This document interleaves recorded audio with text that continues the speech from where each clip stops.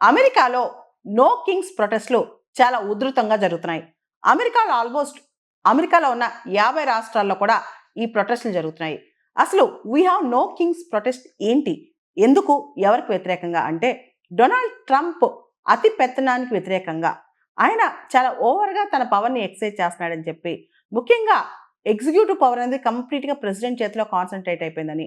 అమెరికాలో, అమెరికన్ డెమోక్రసీలో అన్నిటికన్నా గొప్ప, అన్నిటికన్నా చాలా ఇంపార్టెంట్ రాజ్యాంగం ప్రెసిడెంట్ కాదు.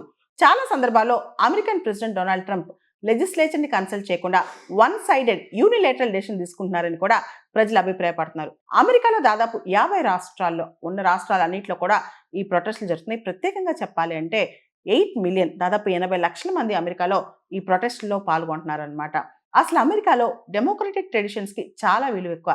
ప్రజాస్వామ్యానికి పట్టం కడతారు. అయితే ఇక్కడ మాత్రం డొనాల్డ్ ట్రంప్ వచ్చిన తర్వాత ఈ ICE department, immigrations customs enforcement department వాళ్ళ ఓవర్ యాక్టివిజం కావచ్చు. అదేవిధంగా కామన్ అమెరికన్ అంటే అమెరికాలో ఒక సామాన్యుడిగా అసలు అమెరికా ఇరాన్ పైన ఇంత యుద్ధం ఎందుకు చేస్తుంది? ఇంత ఖర్చు ఎందుకు పెడుతుందో అర్థం కావట్లేదనమాట. అదేవిధంగా అమెరికన్ బిజినెసెస్‌కి నష్టం కలిగేటట్లు అమెరికా టారిఫ్‌లు ఎందుకేస్తుంది ఇతర దేశాల మీద? ఎందుకంటే ఇతర దేశాల నుంచి ఏం కొనుక్కొచ్చుకోవాలని ఇప్పుడు ఖర్చుతో కూడుకున్న పననమాట.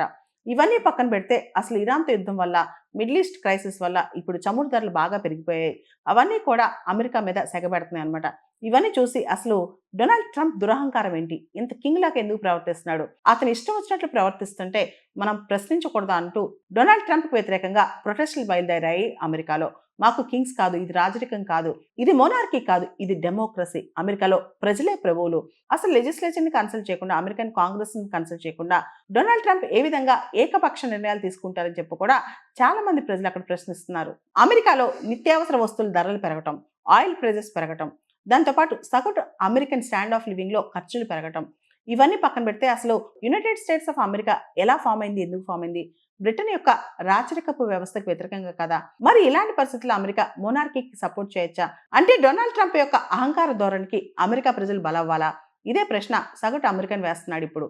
దాంతోపాటు అమెరికాలో డొనాల్డ్ ట్రంప్ వచ్చిన తర్వాత ఫెడరలిజం దెబ్బతింటుంది. ఫెడరల్ విలువలు దెబ్బతింటున్నాయి. రాష్ట్రాల యొక్క ప్రయోజనాలు దెబ్బతింటున్నాయని కూడా చాలా మంది ప్రొటెస్ట్‌లో చెప్తున్నారు.